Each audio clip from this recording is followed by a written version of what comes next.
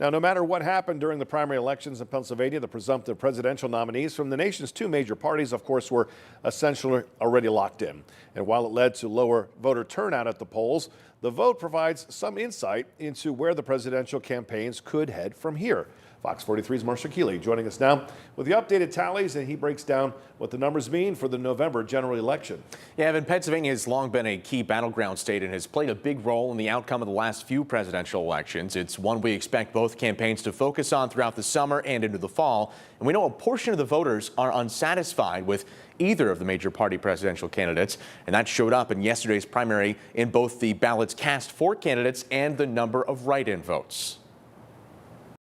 The dissatisfaction with both candidates is going to be deeply problematic for everybody, because it's not just at the top of the ticket that voter turnout is going to impact the outcome of these races in November. It's also down ballot.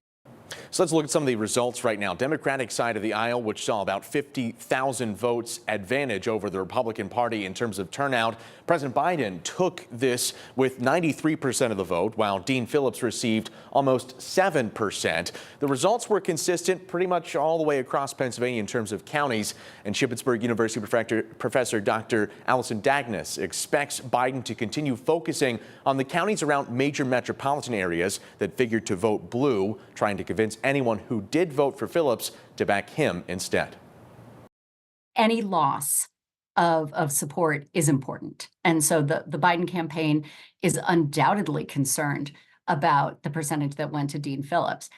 Now, on the Republican side, former President Donald Trump won Pennsylvania with 83.4% of the vote. Now, Nikki Haley, who dropped out of the race in March, still received almost 17%, earning more than 150,000 votes. Now, if we zoom into our area for a moment, you can see some counties supported Haley at an even higher rate. She received in Dauphin County 20.9%, in Cumberland County 23%, and in Lancaster more than 20% as well. Meanwhile, if we go over to the areas near Philadelphia, we're talking about upwards of 25% in some cases. Trump will need to convince those voters to choose him in the general election if he wants to return to the White House.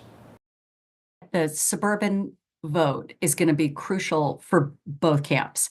And that's because a lot of these voters went for Trump in 2016 and then Biden in 2020. And so it is incumbent upon Donald Trump to try and woo these voters back again.